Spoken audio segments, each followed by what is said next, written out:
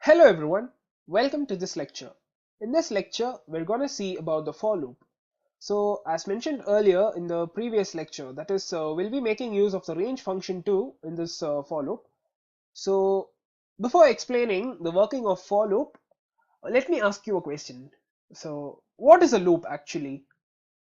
So a loop is, let me take an example like I would like to print A 10 times.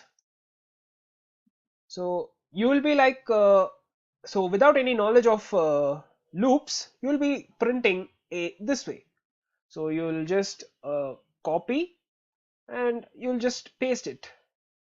So this is how you will be printing a 10 times, like without the knowledge of loops.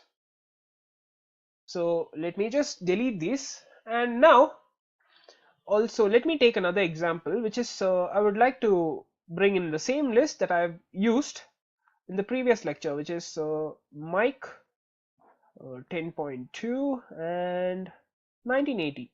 So this is just a combination of a string, integer and a float. So next I would like to print these values. So it's easy, like you'll be like print L, and if you check the output, there you go, it has printed. So now I would like to print these values individually. So how will I do that?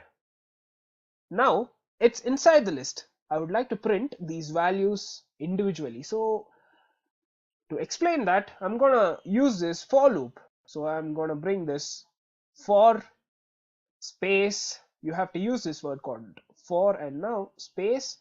Let me use I. Actually, you can use any word or any letter, so it depends on the user. Now in L. So let me just type the program, and I'll just explain it to you. Print I, and now let's check the output, and there you go.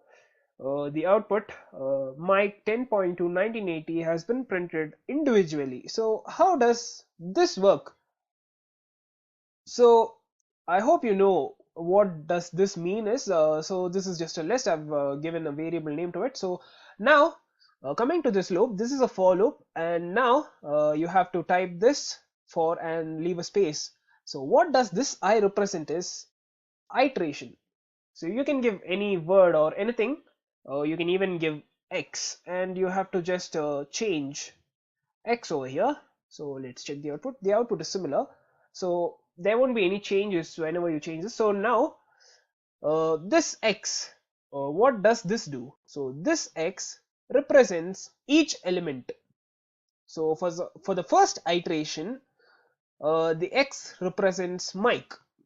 There you go, it printed mic. For the second iteration, this refers 10.2. Okay, it printed 10.2, and the third iteration, it prints 1980, and there you go, it printed 1982. So this is how this X in the for loop refers to. So now let me just take this out, or else let that be present. Now let me take another example, which is you can even type it this way, the list itself over there, which is mic 10.2 and 1980. And now I'm going to remove this. You can use it anyway. So there you go. You can have the same output. So you can use it either of the way. So it depends on the user to use. So there's no need to increment or decrement. Like if you have learned C or C++, you would have come across these. So in Python, it does itself. So let me take another example. So X is equal to, I'm going to give apple. So this is just a string over here. So what does this do? So let's check for I. Okay, let me give I over here. So there'll be a difference between because I've given a variable name X. So I've just changed X into I. So now I'm going to print I. So what happens in this case? So what happens is the I over here represents each letter. That is, for the first iteration, it represents A. For the next, it represents P. then P, then L, and then E. So this is how this for loop works in the string case. Now, taking another example, which is that you're already familiar with, which is the range function, and I'm gonna give a range of 1 to, let it be 10. So I'm gonna give till 11. So now what happens? So let me take this off and let's check the output. There you go. It has printed the numbers from 1 to 10. This is the same that the Python did in the previous lecture too.